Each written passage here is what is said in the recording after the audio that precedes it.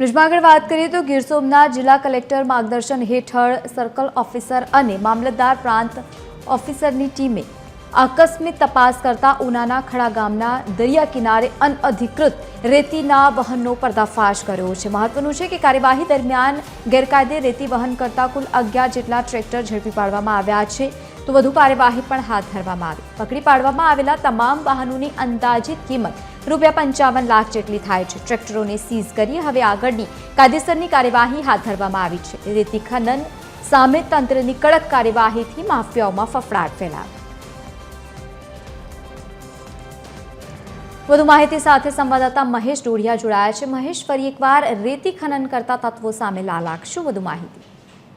જી લવલીન, વાત કરવામાં આવે તો ગીર સોમનાથ જિલ્લા કલેક્ટરના માર્ગદર્શન હેઠળ ઉનાના ખડા ગામે દરિયા કિનારેથી અનધિકૃત રેતીના વહન કરતા 11 જેટલા ટ્રેક્ટરો છે તે ઝડપી પાડવામાં આવ્યા છે અને જે મોટી કાર્યવાહી છે તે કરવામાં આવી છે। વાહનોની અંદાજિત કિંમત 55 લાખ જેટલો જે ટ્રેક્ટર સહિત જે મુદ્દામાલ છે તે સીઝ કરવામાં આવ્યો છે અને સર્કલ ઓફિસર પ્રાંત મામલેદાર સહિતની ટીમે મોડી રાત્રે ઉનાના ખડા ગામેથી 11 જેટલા જે વાહનો છે તે જપ્ત કર્યા છે। જી લવલી, આભાર સમગ્ર માહિતી સાથે જોડાવા બદલ। તો કાયદેસરની કાર્યવાહી પણ હાથ ધરાઈ।